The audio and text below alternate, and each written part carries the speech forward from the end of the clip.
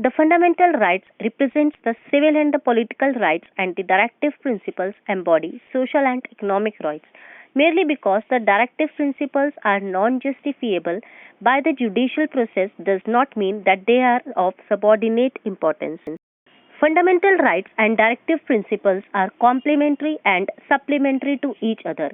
As early as in 1958 in Kerala Education Bill, the Supreme Court, while affirming the primacy of the fundamental rights over the directive principles, qualified complementary nature by pleading for a harmonious interpretation of the two.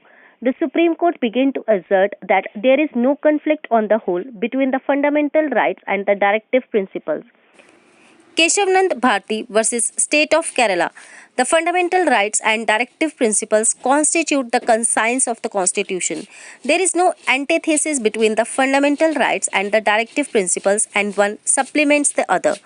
Integrated scheme. Supreme Court in Golaknath emphasized that the fundamental rights and directive principles formed an integrated scheme which was elastic enough to respond to the changing needs of the society. Harmonious relation. The Supreme Court said in the State of Kerala versus N.M. Thomas that the directive principles and fundamental rights should be construed in harmony with each other, and every attempt should be made by the court to resolve any apparent inconsistency between them. To achieve broader socio-economic goals in Pathumana versus State of Kerala, the Supreme Court has emphasized that the purpose of the directive principles is to fix certain socio-economic goals for immediate attainment by bringing about a non-violent social revolution. Supreme Court in Minerva Mills said that the fundamental rights are not an end in themselves, but are the means to an end. The end is specified in the directive principles.